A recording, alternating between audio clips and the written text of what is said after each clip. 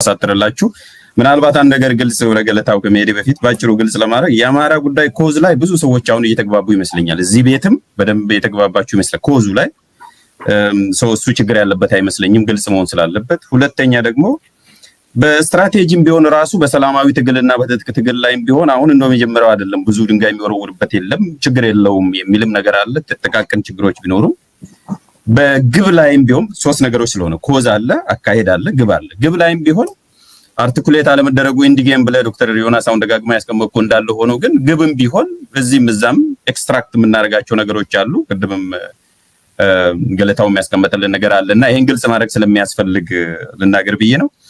ገለታ ወደ ትብብሩ ከመሄዳችን በፊት በተነሱት ነገሮች ላይ ባጭሩ ሪፍሌክት አድርግና ይሄን ክፍል በዛ እንዝጋ። እሺ፣ አመሰግናለሁ። ትንሽ ዶክተር ዮናስ ያነሷቸው አንዳንድ ቃላት ምናልባት እንደው ፋኖንም ኢንከሬጅ የሚያደርገው አልመሰለኝም። ያለው ነባራዊ ሁኔታም እንደዛ አይደለም። እኔ ስለ ፋኖ ማቀው ማለቴ ነው። ችግሮች የሉም አይደለም። ነገር ግን በዚህ ደረጃ እንደዚህ የተዳከመ አድርጎ ማቅረብ ተገቢ አይመስለኝም። በመጀመሪያ ደረጃ የአማራ ሕዝብ ትግል ነው ፋኖ ለኔ። እንግዲህ ከሁሉ በላይ አሁን ስለ መንግስት አቅም የፋኖ ራስን ማወቅ ስለሚባለው የፋኖን አቅም እና አጠቃላይ ሀገራዊ ሁኔታውን ማየት ሲባል በመጀመሪያ ደረጃ የመንግስት አቅም ምንድነው? ሶርሱ ምንድነው? የአቅሙ ምንጭ ምንድነው? የአንድ መንግስት አቅም ምንጭ ምንድነው ስንል ህዝብ እንግዲህ ሌጂቲሜሲ ነው ምንለው ማለት ነው። ቅቡልነት ማለት ነው። ህብረተሰብ እየከዳው የሄደ መንግስት ከያቅጣጫው አማራ ብቻ እኮ አይደለም እኮ ቅድም ሆሊስቲክ ነው አፕሮቻችን መሆን ያለበት ያልነው። የኢትዮጵያ ህዝብ አንቅሮ ነው የተፋው። በሲስተሙ ውስጥ ራሱ ከባድ ግጭት ነው ያለው። በመንግስት ባለስልጣናት ውስጥ እየሆነ ያለውን ታውቃላችሁ። ባለስልጣናት ፓስፖርታቸውን ተነጥቀው ነው ያሉት። አቶ ታዬ ደንዳ ነገ ምን እንደሚሆንም አይታወቅም እዛው መንግስት ውስጥ እና በዚህ ደረጃ የተዳከመ መንግስት ነው። ይሄን የተዳከመ ነው ለማናናቅ አይደለም። ለማናናቅ ሳይሆን በገዛ እጁ ህዝባዊ ድጋፍ ስላጣ አቅም የሌለው መንግስት ነው። ወደ ፋኖ ስንመጣ ያደረጃጀት የአንዳንድ ችግሮች ሊኖሩ ይችላሉ። ግን አቅሙ ህዝብ ነው መሰረቱ። ቅድም ያነሳቸው አንድ አምስት እንትኖች የአማራ ጥያቄ ያልናቸው ሌሎች አንዳንዶቹ ብቻዬ ናቸው ለብቻዬ ሊሆናሉ ብሎ ያሰባቸው፣ ሌሎቹ ደግሞ አብዛኞቹ የሁሉም የኢትዮጵያ ጥያቄ የሆኑት የሽግግር ጥያቄ የሆኑት እነዛ ናቸው ኮዞቹ ቅድም ያልካቸው ሁላችንም ያስማሙ። ከዚህ የተነሳ ህዝባዊ አቅም ህዝባዊ ድጋፍ አለው። ይህንን ድጋፍ በአግባቡ መጠቀም ላይ ክሪቲሲዝም ተገቢ ነው፣ ጥሩ ነው፣ መጥፎ ነው። አሁን ለምሳሌ ማኒፌስቶ የለውም። የፖለቲካ ድርጅት አይደለም እኮ ፋኖ የፖለቲካ ድርጅት አይደለም፣ መታወቅ አለበት። ፋኖ የስትራግል ነው፣ አርምድ ስትራግል ነው፣ ሊበሬሽን ፍሮንት ነው። ግን የዛ አይነት ቁመና ያለው አደረጃጀት ዶክመንት ያስፈልገዋል፣ ጥያቄ የለውም። ያን ዶክመንት በሰላ ሁኔታ እያዩ መተቸት ጥሩ ነው። ግን የለውም አይባልም፣ አለው ስላለው ማለት ነው። ያለው ላይ አስተያየት መስጠት ጥሩ ነው። ትልቅልናለህ እኔ ፋኖ እንትን አይደለሁም። ባለፈው ባለፈውም እኮ አሁን እኮ አየሁት ያሉት ዶክመንት አለ ስርጾ አይደለም። እሱን አስተያየት መስጠት አንቀጽ ባንቀጽ ጥሩ ነው ማለት ነው። ዋናው ግን የለውም ማለት ግን ትንሽ ዲስካሬጅ ያደርጋል። አሉ ብዙ እንትን አይሆንም። የማንትራ አለ ሁላችንም የምናውቀው፣ ጊዜን አልወስድብም እመለሳለሁ። if you claim it you have to back it የሚባል ፕሪንሲፕል ስላለ የፋኖ ወክል አልመጣህም፣ የፋኖ ተወካይም አይደለህም፣ እሱን እናውቃለን። but once you claim it you have to back it አለ ከተባለ መኖሩን እንታመለክተን ነው ከየት እንደሚገኝ ነው። እሱን ነው ማለት የፈለገው መሰለኝ ዶክተር ዮናስ። እንግዲህ ይሄንን የፋኖ አመራሮችን መጠየቅ ነው እንግዲህ። ወይ ለምን ነው ፐብሊክሊ ሼር እኔ አውቃለሁ እንዳለ አውቃለሁ አይቼዋለሁኝ። በቂ የሆኑ ትንታኔዎች አሉት። የነስክንድርም ይሄ አሁን አማራ መነሻችን መድረሻችንም ኢትዮጵያ ናት የሚለው በጣም ሃይሊ ኮንሰፕቹዋል የሆነ ቃል፣ በጣም ራስን ብቻ ያላየ ወቅቱ ገፍቶት በማንነት ላይ ያሰባሰበው ነገር ግን ኢትዮጵያን ያረሳ እንትን ነው። ይሄን አርቲኩሌት ማድረግ እና ምንድነው አንዳንድ ጊዜ ምንድነው ውስጣችን እንዳይቀበለው አድርገን ከተነሳን እናጣጥለዋለን። ነገር ግን ይሄንን ደግሞ በበጎ ህሊና ካየነው ደግሞ በጣም ማራኪ ሊሆነው ሊታየን ይችላል እና መጀመሪያ እንደ ልባችን ነው የሚመስለኝ። እንግዲህ በአጠቃላይ ግን የህዝብ ድጋፍ ስላለው ፋኖ የሚሊተሪ ከእንትኑም ከአደረጃጀቱም እየጨመረ መምጣቱን ስናይ አሁን ያለበትን ደግሞ በተለይ ወደ አንድ እዝ የመምጣቱ እንቅስቃሴም ስናይ ተስፋ ሰጪ እንቅስቃሴ በየጊዜው እየታየ ነው ያለው። ይሄንን ኢንከሬጅ ማድረግ ያለብን ይመስለኛል። ግን ኢምፖርታንቱ ነገር ለኔ የመጨረሻው ወሳኙ ነገር የአሊያንስ ጉዳይ ነው። በየቦታው ካሉ እንቅስቃሴዎች ጋር መገናኘት ነው። ይሄንን ነው ማበረታታት ያለብን። ወደዛው እንግባ። አሁን ያለች 30 ደቂቃ ስለሱ ስለሆነ የምናወራው ወደዛም ላልደረድራችሁ ስለሆነ ስላቆየሁት ነው።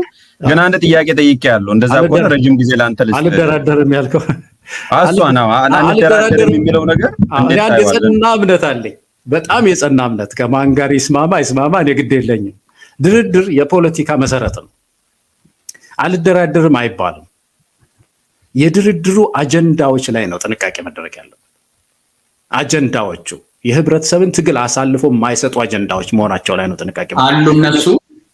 እኔ እኮ ስለ የራሴን እኮ ነገር ነው የተናገርኩ ያለሁት። ዶክተር ዮናስ ይህንን ታምናለህ ወይ ስላለኝ በድርድር አልደራደርም ማለት ፖለቲካ ነው ወይ ብለህ ታምናለህ ወይ አይደለም የጠየቀኝ ሞገስ። እኔ ራሴን ፖለቲካ ነው የተናገርኩት ስለነፋኖ ሳይሆን አጠቃላይ እኔ ራሴ ፖለቲክስ ሁሉ ጊዜም ለድርድር ክፍት ነው። ስልጣን ይዘህም እኮ ነው። ስልጣን ይዘህ ሁሉ ለድርድር ክፍት መሆን አለብህ።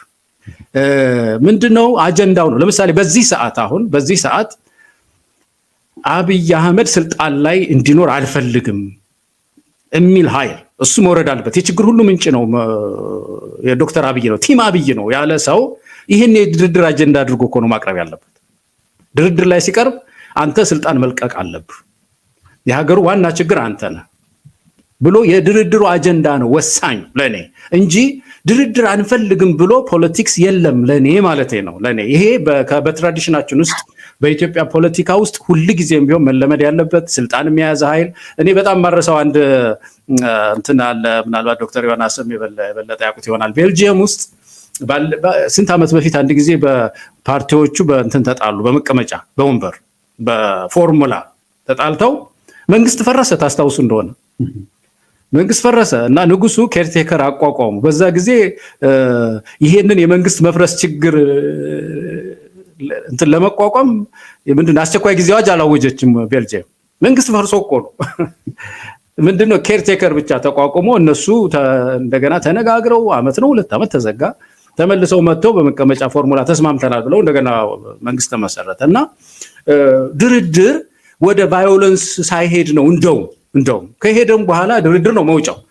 ስለዚህ አጀንዳው ላይ ነው የህብረተሰብን ትግል አሳልፎ የማይሰጥ አጀንዳ። ለምሳሌ በድርድር ህዝቡ የሚፈራው ምንድን ነው? በድርድር ስም ስልጣን ትንሽ ልስጣችሁ ወይም ገንዘብ ልስጣችሁ ብሎ እንትኔን አሳልፎ ይሰጣል፣ ትግሌን አሳልፎ ይሰጥብኛል የሚል ስጋት ነው የብዙ ሰው ስጋት የሚመስለኝ። እዛ ላይ ጥንቃቄ ማድረግ ነው እንጂ ለድርድር ሁልጊዜም ክፍት መሆን ያለበት ይመስላል። አጫጭር ጥያቄ ለአንዳንድ ደቂቃ ልጠይቃችሁና ወደ መጨረሻ አጫጭር ከዶክተር ዮናስ ልጀምር። ዶክተር ዮናስ ትግል በተፈጥሮ ኢቮልቭ እያደረገ አይደለም የሚሄደው? የትኛውም ትግል ኢቮልቭ እያደረገ እየተሻሻለ ነው የሚሄደው፣ እያደገ ነው የሚሄደው እና የፋኖም ትግል ከተነሳበት ጊዜ ጀምሮ እስካሁን ካየነው ኢቮሉሽን አያሳይም ወይ? አማርኛው ስላጣው ነው። ሂደት በሂደት የዝግመት ለውጥ ያመጣልና ፌር ነው ወይ? አሁን ባለው በነበረው ጊዜ ውስጥ ላለፉት 6 8 7 ወራት ውስጥ ኢቮልቭ አላደረገም ወይ የሚል ነው አንድ ጥያቄ። ባጭሩ አንድ ጥያቄ ነው በአንድ ደቂቃ። ለገለታውም እዛው ለገለታው ደግሞ ራሱ አንድ ያልሆነ በሌላው እንዴት ይታመናል? ፋኖ ራሱ አንድ ያልሆነው ሌላው ወደ ትብብሩም ገና ከመሄዳችን በፊት ራሱ አንድ ያልሆነ በሌላው እንደ ነፃ አውጪ እንዴት ሊታይ ይችላል የሚል ነው። አጫጭር ጥያቄ ነው የጠየኳችሁ ዶክተር ዮናስ በአንድ ደቂቃ፣ ከዛ ወደ ገለታው።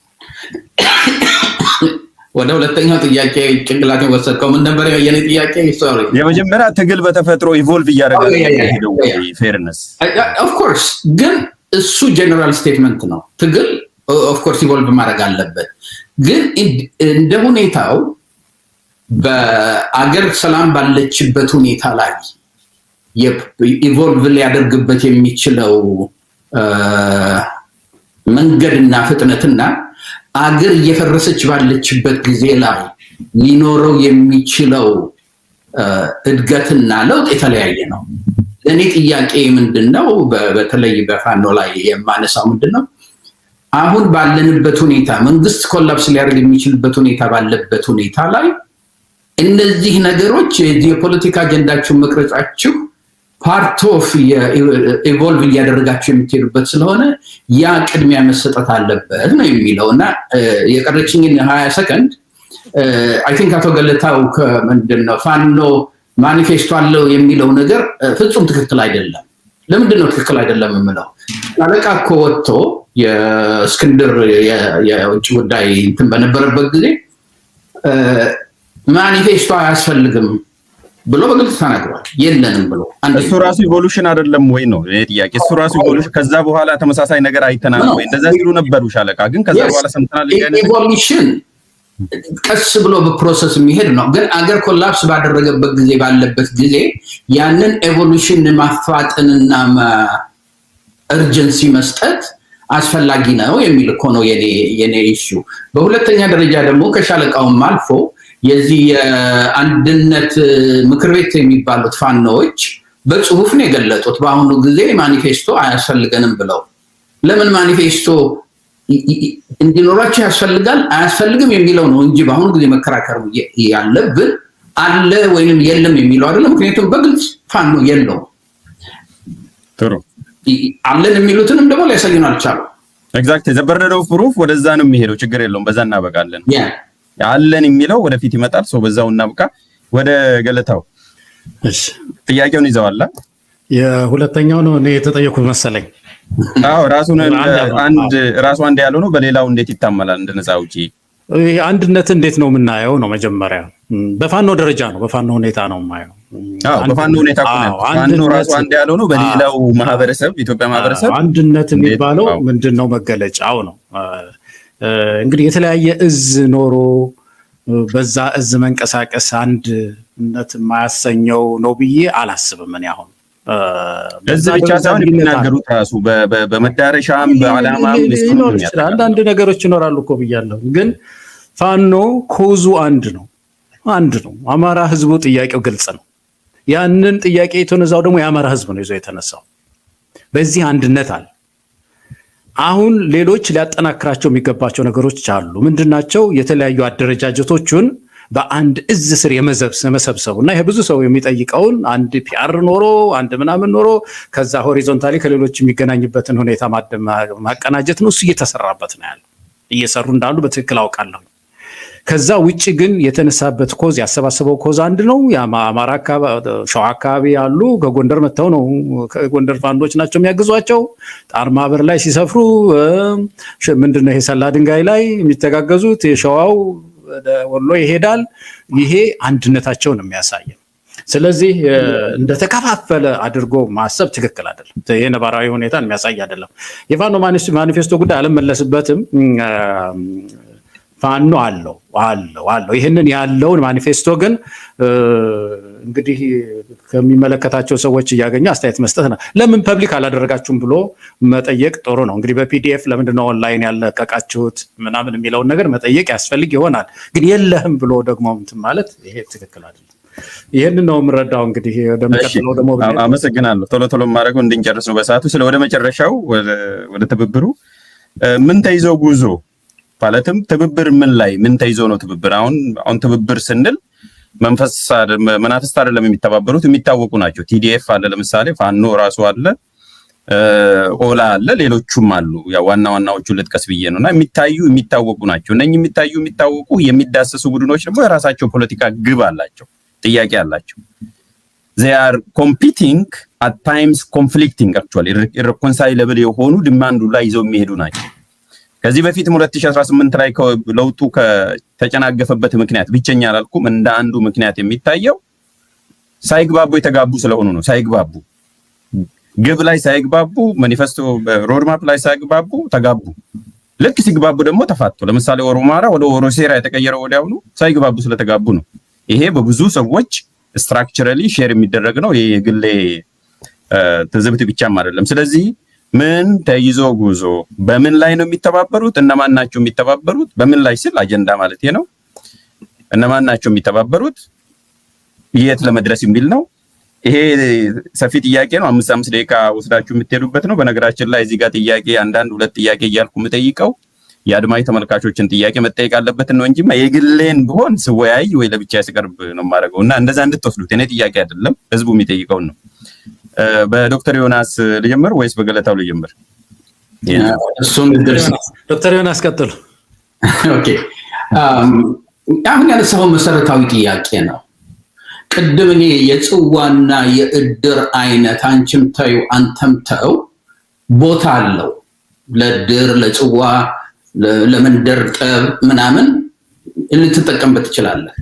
የፖለቲካል ኮalition ለመፍጠር ግን 2 መሪዎች ጋር ሄደህ አንተም ታዩ አይሰራም። ካሁን በፊት በቅንጅት ጊዜ አልሰራም። የኢትዮጵያ ፖለቲከኞች ብርሃኑን እና ማነው ልደቱን ለማስታረቅ የነበረ እላይታች ሙከራ የምናስታውሰው ነው። አሁን ድረስ ኢትዮጵያ ኮalition መፍጠር ያልቻለው የኢትዮጵያ ኢንተሌክቹዋል ግሩፕ ኦፒኒየን ሊደር እና ኮalition መፍጠር ያልቻለው ካንተም ተው አንቺም ተይ ትራዲሽናል ባህል መውጣት ባለመቻሉ ነው። ፖለቲካል ኮalition የሚፈጠረው በፖለቲካል አጀንዳ ዙሪያ ነው። የፖለቲካል አጀንዳ ዙሪያ በመፈጠርበት ጊዜ ደግሞ አትግደሉን፣ አታባሩን፣ ከተማ እንዳንገባ አድርጉ የሚባለው መነሻው ነው እንጂ የፖለቲካ ጥያቄ ነው እንጂ የፖለቲካ መፍትሄ አይደለም። የፖለቲካ መፍትሄ የሚሆነው በብሶትህ ላይ ቆመህ እነዚህ መሟላት አለባቸው በምንልበት ጊዜ ነው። እናደርግበት ጊዜ የፖለቲካል ፕላትፎርም ፈጠር ማለት ነው። የዛን ጊዜ አንድ ፖለቲካል ፕላትፎርም አንድ ወጥ አጀንዳ ያለው አንድ አመለካከት ስትራቴጂ ያለው ፍኖተ ካርታ ያለው ፍሌክሲብል የሆነ ደግሞ ኤንድ ጌም ያለው በሚኖርህ ጊዜ ሁሉም ሰው ላይ ሰባሰብ ይችላል። ምናልባት 60% 70% የፋኖ ኃይሎች በዛ ሚኒመም አጀንዳ ዙሪያ ሊመጡ ይችሉ ይሆናል። እንደዛ የሚፈጠሩ ኮalitionዎች ወይም ቅንጅቶች ብዙ ለመሄድ እድል አላቸው። ምክንያቱም አለመግባባት እንኳን ሲመጣ በአጀንዳው ላይ ነው እንጂ በፐርሰናሊቲ ኢጎ እና በአንተም ተው አንቺም ተይ ለምን እንደዚህ ታደርጋላችሁ ነውር አይደለም ወይ እንደው የሀገርን እንትን አስቀድሞ ምናምን የሚል አይነት እንትን ውስጥ ምንድነው ድርድር ውስጥ አትገባም። አሁን ያለው የፋኖ ችግር መሰረታዊ ነገር ደግመን የምንለው ሞገስም አይ ቲንክ ደጋግሞ ያነሳው ምንድነው የስ ሁላችንም እንስማማለን። አማራው በቁመቱ በወርዱ በስፋቱ በህዝብ ብዛቱ ትልቅ ሚና ሊጫወት ይችላል። ሆኖም ግን አማራው ብቻውን የሚያመጣው ኢትዮጵያን ነፃ ሊያወጣ አይችልም። በኢትዮጵያ ስም አማራ ብቻውን ሊደራደር አይችልም። ስለዚህ የኦሮሞ ፒፒን ፓርቲ ሌሎቹንም ይዛለው የሚለውን ፓርቲ ሊቋቋም የሚችል ኃይል በመፍጠር ደረጃ አማራ የላይንስ ሼር የሚሉት ወይም ትልቁን ስራ ሊሰራ ይችላል፣ ይገባዋል። በህዝብ ብዛቱ ቢያንስ የተነሳ ግን ሌሎቹ ጋር ሄዶ እንተባበር እንስራ ከማለቱ በፊት አጀንዳውን ይዞ ነው የሚሄደው። እኔ አንተ ጋር መጥቼ ካንተ ጋር ልሰራ ስል አንተን እንዳምንህ የሚያደርገኝ ባንተ ላይ እምነት ይዤ ከዚህ ሰውዬ ጋራ አብሬ ረጅም ጉዞ ሊሄድ ይችላል የምለው መነሻህንም መድረሻህንም ሳቅ ነው። መነሻ አማራ ነው፣ መድረሻ ኢትዮጵያ ነው። የባምፐር ስቲገል ስሎጋን ነው። ምንም ከዛ ውጪ ሰብስታንስ የለውም ከኋላ። ለምን ያልከኝ እንደሆነ አማራው መነሻው ነው በሚለው ላይ እኮ ብዙ ላንለያይ እንችላለን። ኢቭን እዛም ላይ ልዩነት ሊፈጠር ይችላል። መድረሻችን ኢትዮጵያ ነው ስትል ግን ምን አይነት ኢትዮጵያ፣ የትኛዋ ኢትዮጵያ የሚለው አማራው መድረሻ ኢትዮጵያ ነው ያለውና ኦሮሞ መድረሻ ኢትዮጵያ ነው የሚለው፣ አፋሩ፣ ሶማሌው ደቡብ ህዝቡ የሚለው ያንን ማስታረቁ እኮ ነው ለኢትዮጵያ ትልቁ ችግር ያ ነው። እዛ ግን ከመድረሳችን በፊት አማራው ፋኖ አንድ አጀንዳ ላይ መውጣት አለበት። ቱ ቢ ኳይት ፍራንክ አንድ አጀንዳ መስራት ያልተፈለገው ምንድነው? ብዙ የሚያጨቃጭቁ ነገሮች ስላሉ ነው።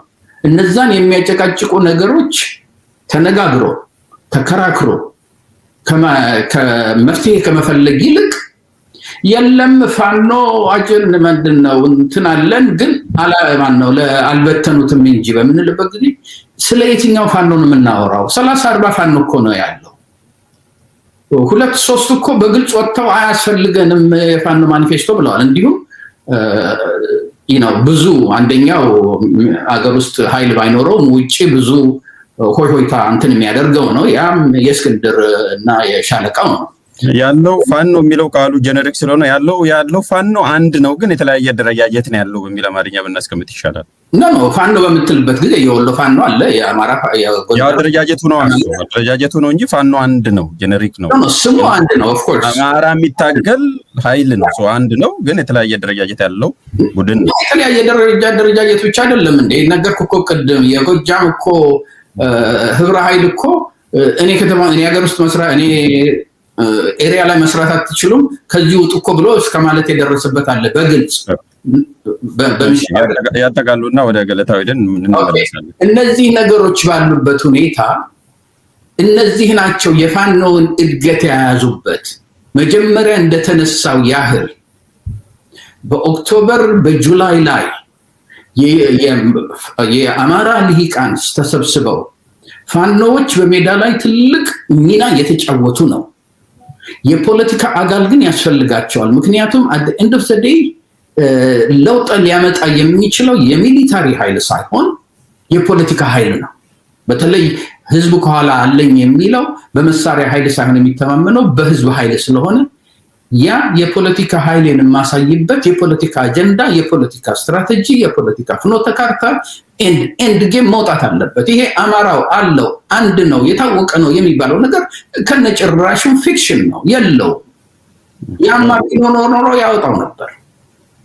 ይህንን እስክንቀበል ድረስ የምንፈጥረው ትርክት ኦልቲሜትሊ ፋኖውን አማራውን ይጎዳል እንጂ አይጠቅመውም። አሁን ያለው ትግሉ ሆልትድ ሆኗል ያልነው ቅድም ኤግዛክትሊ ፎር ዲስ ሪዝን ነው። ኦኬ እሺ፣ አመሰግናለሁ። ወደ ገለታው እንሂድና ከዛ ወደ ማጠቃለያው እንሄዳለን። ገለታው ይሄኛው አሁን የጠየቀን አጀንዳ የመሰለኝ ስለ ፋኖ ሳይሆን ትብብር ምን ላይ የሚል ጥያቄ ነው የመሰለኝ። ያ ኦቨርኦል ስለ ፋኖ ብቻ ሳይሆን አጠቃላይ ነው። እንደዛ ከሆነ እንግዲህ ሀገሪቱ የፋኖና የመንግስት ሰዎች ሀገር ብቻ አይደለችም እና ብዙ የፖለቲካ ኃይሎች ናቸው ያሉት ኢትዮጵያ ውስጥ። እንግዲህ ስለ ትብብር ስናወራ ማለት ነው። እንደው ቅድም ያነሳሳቸው ተጽዕኖ ፈጣሪዎች ለምሳሌ እንደ ኦላ አለ፣ ቲፒኤልኤፍ ተወደደም ተጠላም አለ፣ ፋኖ አለ፣ ዘርማ አለ፣ ብልጽግና አለ፣ ሌሎች ብዙ ፓርቲዎች አሉ ኢትዮጵያ ውስጥ። ስለ ትብብር ስናወራ እንግዲህ ሁለት መሰረታዊ ነገሮች መነሳት ያለባቸው ይመስለኛል። እዛ ምዕራፍ ላይ ነው ያለችው ሀገሪቱ። የመጀመሪያው ነገር በሽግግር ኢትዮጵያ ውስጥ ያለው የሽግግር ሙከራ ከሽፏል። ለውጡ እንበለው ለውጡ ከሽፏል በሚለው ላይ ድምዳሜ ላይ መድረስ ያለብን ይመስለኛል እና አብዛኞቹ ደግሞ ይሄንን የሚቀበሉ ይመስለኛል። አሁን ኦላም ታጥቆ እየታገለ ነው ያለው፣ ሪሙቭ መደረግ አለበት ነው የሚለው። ፋኖም እንደዛ ነው የሚለው። በደቡብ ያሉ ኃይሎችም እንደዚህ ነው የሚሉት። ስለዚህ ይሄ አንድ የድርድር ካፒታል ነው፣ ፖለቲካል ካፒታል እንበለው ብዬ አስባለሁ። ይሄ የመሰረት አለ። ሁለተኛው ስለ ትብብር ስናወራ እኔ አሁን በዚህ ሰዓት የፖለቲካ አጀንዳዎች መቅረብ አለባቸው ብዬ አላምን። ከዶክተር ዮናስ መለየው እሱ የምክክር አጀንዳ የትብብር አጀንዳ መሆን አለበት ብዬ አላምንም። አሁን ለምሳሌ የፌዴራል ስርዓቱ ጉዳይ አለ። በሀገር ውስጥ አንድ ከፍተኛ ልዩነት የፈጠረው እሱ ነው። የምልክቶች ጉዳይ አሉ፣ የህገ መንግስቱ ላይ አሉ፣ ብዙ ነገሮች አሉ። ሀገረ መንግስቱን በሚመለከት ብዙ ልዩነት ያለን ሰዎች ነው። እነዚህ አጀንዳዎች አይደሉም፣ አሁን ሚኒመም አጀንዳ አይደሉም የሚያሰባስቡ። እነዚህን ሁሉ የተራራቁ ኃይሎች ሊያሰባስብ የሚችል ሚኒመም አጀንዳ እነሆ ሽግግራችን ከከሸፈ የሽግግር ጊዜ እንፍጠርና ምክክር እናድርግ፣ ጊዜ እንውሰድ የሚለው ነው ሚኒመም አጀንዳ ይመስለኛል። አሁን ይሄ ሰፊ አምብሬላ ነው፣ ሰፊ ጥላ ነው ለማሰባሰብ ከነ ልዩነቶቻችን የፌዴራል ስርዓት አመለካከቶቻችንን ይዘን የባንዲራ ጉዳዮች አመለካከታችንን ይዘን የመሬት ጉዳዮቻችንን አመለካከቶቻችንን ይዘን ሳንነቃ ይሄን ተራራ ዞረን ሳይፈታ ይሄ ጥያቄ የሽግግር ጊዜ እንፍጠርና ሐቀኛ ምክክር ጊዜ ፈጥረን እንፍጭ። ምክንያቱም ጊዜ የሚጠይቁ ናቸው እነዚህ ጉዳዮች፣ መስከን ይጠይቃሉ። አሁን ምክክር በራሱ አሁን የፌዴራል ስርዓት ጉዳይ ላይ ምክክር ለመመካከር ጊዜ ይጠይቃል። መቀባበል ይሄ ምንድነው የመቀባበል ልብ ይጠይቃል። መስከን ያስፈልጋል። ስለዚህ ይሄንን ለማድረግ መጀመሪያ ፕላትፎርሙ የለንም፣ ሽግግር ጊዜው የለንም። ስለዚህ የሽግግር ጊዜ እንፍጠርና እነዚህን አሁን ባለፈው ሳጠና 7 አጀንዳዎች ሆነው ነው ያገኘኋቸው። 7 ብቻ ናቸው ሀገሪቱ ያሏት ማለት አይደለም፣ ግን ሲጠቃለሉ 7 ሆነው ነው ያየኋቸው። ባለፈው ጽፌ ታትመዋልና እነዛ አጀንዳዎች ይመጣሉ ቴብል ላይ በኋላ ኦላም ያነሳል፣ የፌዴራል ስርዓቱ ይሄ ነው ይላል፣ ሌላውም ያነሳል፣ ሲቪክ ኦርጋናይዜሽንስም ይመጣል፣ ሰፊ ምክክር ይደረጋል፣ የምክክር ድግስ ይደገሳል።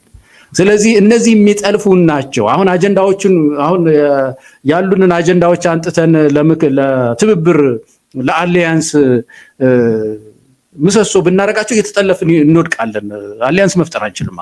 አሁን የምንፈጥረው አሊያንስ የሽግግር ጊዜ በምድሪቱ እንደገና እንድንፈጥርና ገለልተኛ የሆነ ምክክር ኮሚሽን እንበለው ምን አቋቁመን በዛ ስር ልዩነቶቻችንን የሚል ሚኒመም አጀንዳ ይመስለኛል። ያ ነው አብሮ የሚያቆመን አሁን። ስለዚህ ሽግግሩ ላይ እንደ ስቴክሆልደርስ የሚገባው አንድ ጥሩ ነው። ሽግግሩ ላይ ገለታው እንደ ስቴክሆልደር ከሚገቡት ማለትም ከአካላት ውስጥ ፋኖ ይኖርበታል። ከዚህ ውስጥ የገዳ አንድ ቡድን መፈጠር አይኖርበትም። ያኔ ያው ዞሮ ዞሮ ወክሎ ሲሄድ ለሽግግሩ እንዴት አንድ ቡድን ስትል ለሽግግሩ የተለያዩ ቡድኖች አሉ። ሜንሽን ያደረገው ሆላ አለ፣ ፒፒ ራሱ አለ፣ ፋኖ አለ፣ ሌሎችም አሉና ያኔ ፋኖ እንደ አንድ ዩኒት ሆኖ መቅረብ የለበትም ወይ? እኮ መቅረብ አለበት። እንደምን ጥያቄ አለው? ግን አሁን እዚህ ይዟቸው የሚሄዳቸው ጥያቄዎች አሁን ቀድሞ የሚነታረክባቸው አይደሉም ማለት ነው። ጥያቄዎች አሉ። ጥያቄማ ግልጽ አድርገዋል። ጥያቄዎቹ ይብላል። እሱማ እንደ አካል ሆኖ ነው የሚቀርበው፣ እንደ አንድ ዩኒት እንደ አንድ አካል ሆኖ ነው የሚቀርበው። ኦርጋናይዜሽናሊ ከአደረጃጀት አንጻር ብቻ ነው። ሲቪክ ኦርጋናይዜሽንስ ከምሁራን ከሃይማኖት መሪዎች ሊሆን ይችላል። ሀገሪቱ ብዙ እንደዚህ ሰፋ ያለ ምክክር ጊዜ ፈጥራ ምክንያቱም የመርሆ ለውጥ ኦርጋናይዚንግ ፕሪንሲፕሎቻችን ላይ ነው ጥያቄ የተነሳው። ይሄ እኮ የህገ መንግስት ላይ እኮ የተስማማ ሆነን እኮ በመልካም አስተዳደር ብንጋጭ ቀጭን ነው የሚሆነው ችግሩ። ኦርጋናይዚንግ ፕሪንሲፕሎቻችንን እኮ እንደገና ሪቫይዝ ማድረግ እኮ ያለብን ህዝብ ሆነናል እኮ። ሽግግራችን የከበደው ለዛ አሁን አብይ ሲመጣ እኔ ተቃውሜ ነበር በወቅቱ። የተቃወምኩት አብይን ስለጠላው ስለማላቀውም አይደለም። ተቃውሜ የነበረው ሽግግራችን ከባድ ወፍራም የኦርጋናይዚንግ ፕሪንሲፕል ለውጥ የሚያስፈልገው። ስለዚህ የሚሳተፉ ኃይሎች መብዛት መቻል አለባቸው በሽግግሩ ጊዜ። ምሁራን መግባት አለባቸው፣ ሲቪክ ኦርጋናይዜሽንስ መግባት አለባቸው፣ ተቃዋሚ ኃይሎች መግባት አለባቸው። ሰፊ የምክክር ጊዜ እንዲኖር እነዚህ ሁሉ መታቀፍ አለባቸው። ቀጠነ አንድ ያውም ከኢህአዴግ የወጣ ገና ኢህአዴግንም ፈርክሶ ያልጨረሰ የራሱ ሮድማፕ የሌለውም ስለሆነ ይሄንን ወፍራም ለውጥ ስለማይመራው ይዝለፈለፍና በኋላ ይወድቃል የሚል ነገር አቅርበን ነበር። የሚሰማን አልነበረም በወቅቱ። የሆነ አሁንም ጨርስና አንዳንድ ጥያቄ አለኝ። አሁን የምለው እኔ ሚኒመም አጀንዳው የሽግግር ጊዜ ምድሪቱ ትይ ነው። ተሽግግር ጊዜያችን ከሽፏል። እስካሁን ኢትዮጵያ የሚያየችው የሽግግር ጊዜ የለም። እዚህ ላይ እነዚህን ጥቃቅን ጥያቄዎች አናንሳ። ይጠልፉናል፣ እየጠለፉ ያጋጩናል። አሊያንስ አንፈጥርም። አሁን በፌዴራል ስርዓቱ ለውጥ ላይ የተስማማችሁ ብቻ አንድ ቡድን ፈጠሩ ብንል ይጠባል። የሌለውን እናገለዋለን። ከሱ ጋር ስናዋጋ ነው የምንኖረው።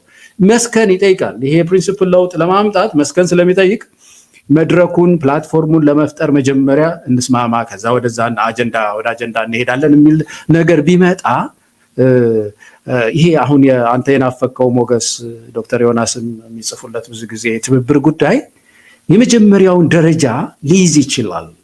የመጀመሪያውን ደረጃ ከያዘ በኋላ ደግሞ እንግዲህ ውይይቱ ጉዳይ ይቀጥላል የሚል እምነት ነው ያለኝ። ስለዚህ ሰብስታንቲቭ የሆኑ ኢሹዎች ይቆዩና ፕሮሲጀራል የሆነ ሩል ኦፍ ኢንጌጅመንት ብቻ ነው መኖር አለበት ለሽግግሩ ለጊዜው።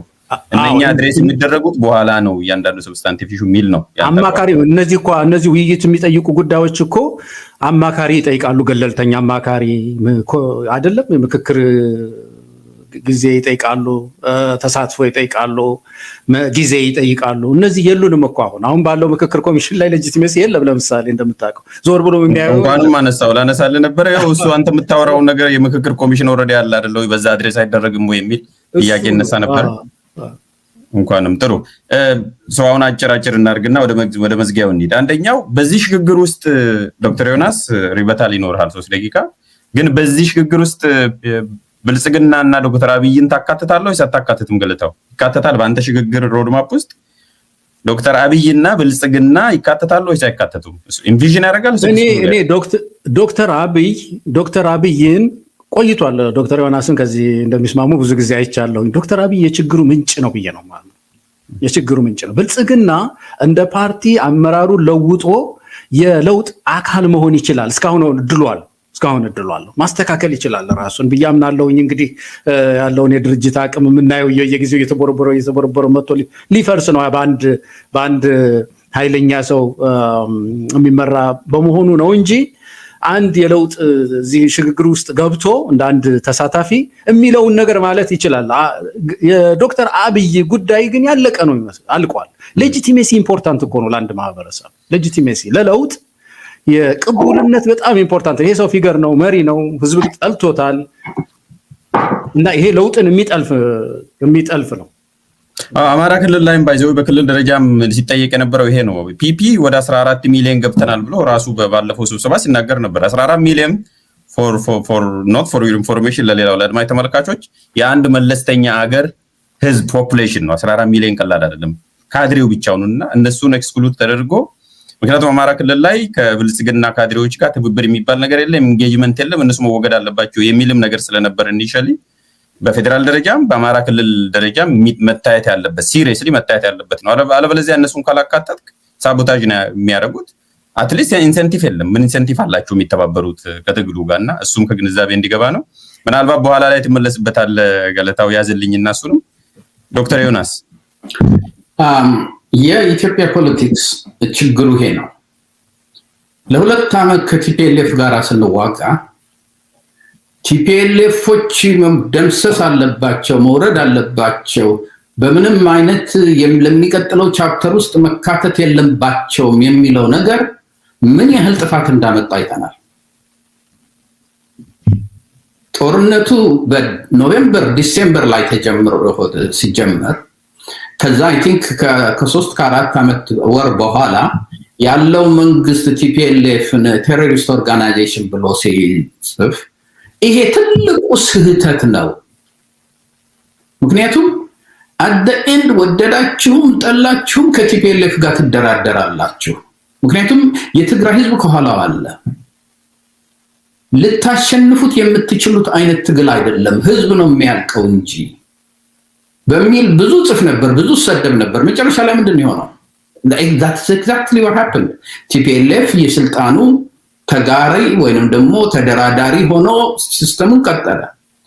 እኛ ማድረግ ያለብን በእኛ በኩል ያለው የፖለቲካ ግሩፕ ምን ገጽታ ይኑረው፣ ምን አጀንዳ ይዞ ይሄድ እንጂ በሌላ በኩል ያለው የፖለቲካ ፓርቲ ማንን ይዞ ይምጣ፣ ማንን እንቀበላለን ማንን አንቀበለው የሚለው ስህተት ነው ሲጀመር። እኔ ብዙ ጽፌ ያለሁኝ አብይ የዚህ ሁሉ ጠንቅ መነሻ ነው ብዬ ብዙ ጽፌ ያለሁ። ከዛ አልፎ ደግሞ ቲፒኤልኤፍን እንዲሁም የቴሮሪስት ኦርጋናይዜሽን ናቸው ብዬ ጽፌ ያለሁ። ሆኖም ግን መንግስት ቴሮሪስት ስላቸው ጥፋት ነው እንደኔ አይነቱ ኢንዲፔንደንት አናሊስት ሊላቸው ይችላል። እንደ መንግስት ግን ያ ስህተት ነው የሰራችሁት። የአሜሪካ መንግስት ታሊባንን ቴሮሪስት ብሎ በፖሊሲ ደረጃ አልበየነውም ነበር። በኋላ ድርድር ለማድረግ በቅቶታል። አሁንም የኔ አመለካከት ብልጽግና አንደኛ ፓርት ኦፍ ዘ ሶሉሽን መሆን አለበት፣ አለበለዚያ ወደ ሲቪል ዋር ነው የምንሄደው። ከዛ በኋላ ብልጽግና ይመጣል ብለን ካል ማንን ይዞ እንደሚመጣ ማንን መሪ ነኝ ብሎ ይዞ እንደሚመጣ አብይ ይሁን ሌላ ይሁን እኛ አይደለን መወሰን ያለብን፣ እነሱ ናቸው። ዘሴም ወይ አብይ ተነስቶ ፋኖ ሊመጣ ይችላል፣ ግን ከፋኖ ውስጥ ማሬና ዝናቡ ሊካተቱ አይችልም ቢል ያስተት ነው። በዛ ደረጃ የኔ አመለካከት ምንድነው? ለስምምነት ለሚዲየትድ የሆነ ሶሉሽን ወይንም ደግሞ የሴትልመንት ኦፕን መሆን አለብን ነው። ያ የመጀመሪያው ጥያቄ ነው። ሁለተኛው ጥያቄ አቶ ገለታው ባነሳው ላይ እንስማማለን። ይሄ የኮንስቲቱሽኑ እነዚህ ትልልቅ ቶርኒ የሆኑ ኢሹዎች በአሁኑ ጊዜ አይነሱም የሚለው ላይ ወደኋላ መለስ ብለህ በኦገስት ላይ የጻፍኩት የፋኖ ማኒፌስቶ በሶስት ደረጃ ያስቀምጠዋል። በመጀመሪያ ደረጃ በአማራ ውስጥ አንድ ወጥ የሆነ ፖለቲካ መኖር አለበት። የአማራው ህዝብ አማራውን ወክሎ በምንም አይነት መደራደሪያ ውስጥ በሚገባበት ጊዜ የአማራ አጀንዳ ነው ይዞ መሄድ ያለበት፣ የፖለቲካ አጀንዳ ነው ይዞ መሄድ ያለበት። ያ የፖለቲካ አጀንዳ ሚኒመም ፕሮግራሙ ምንድን ነው የሚባለው ነገር ሳይኖር ሌላ ቦታ ሄዶ ሊደራደር አይችልም። ያ የመጀመሪያ እርጀንት ፕሮብሌማችን አማራውን ጠቅላላ የሚያካትት ቢያንስ 70-80% የተለያየው የፋኖ አካል ከኋላው ሊቆምለት የሚችል ይሄ ነው መነሻችን። ኢትዮጵያን ማነው አጀንዳችን ይሄ ነው። ሁሉም ነገር ስትራቴጂያቸውን ይግለጹልን አይደለም፣ ግን መታገያችን ይሄ ነው። ካትግደሉን እና እንትን ከማለት ከዛ ውጭ ስልጣን እንጋራ በምንልበት ጊዜ ይሄ ነው መፍትሄው፣ ይሄ ነው። ይሄ የምናደርገው አንተ ያልከውን ትራንዚሽን የሚባል አይነት ሲስተም ውስጥ ለመግባት እያንዳንዱ አጀንዳውን ይዞ መምጣት አለበት። አማራ በአሁኑ ጊዜ አጀንዳ የለውም። ፋኖ ማኒፌስቶ አለው የሚባለው ነገር ፊክሽን ነው። አለን የሚሉትም እስካሁን ድረስ አልገለጹትም። ቢኖራቸውም ደግሞ 5-6 የተለያየ የራሳቸው ነው። ያንን አንድ አድርገው እስካሁን ድረስ መምጣት አልቻሉም። ኢንተሌክቹዋሉም ውጭ ያለው ያንን ማድረግ ሲገባው ወይ አያስፈልግም ይላል፣ ወይ አላቸው እመኑን እኔ አይቼዋለሁ ይላል። ካሁን በፊት እሱ ነው። ያንን ካደረግን በኋላ this is stage 1 አማራው የራሱን አጀንዳ ማውጣት አለበት፣ የራሱን ስትራቴጂ ማውጣት አለበት ለአማራው ለራሱ። ሁለተኛው ምንድነው? ከሌሎች ኃይሎች ጋር ተሰብስቦ እንዴት ነው አብረን ሆነን ያለው መንግስት ጋር ተጠቂዎች ስለሆኑ ሁላችንም ምንድነው የምንስማማባቸው ነጥቦች? የኦሮሞ ተቃዋሚ ካለ የትግራይ ተቃዋሚ ካለ ከመንግስት መቀየር አለበት ከሚለው ጋር ደግሞ ሆነን ያ ሁለተኛ ስቴጃችን ነው። እነ አብይ ጋር ቁጭ ብለን ድርድር ከመግባታችን በፊት ማለት ነው።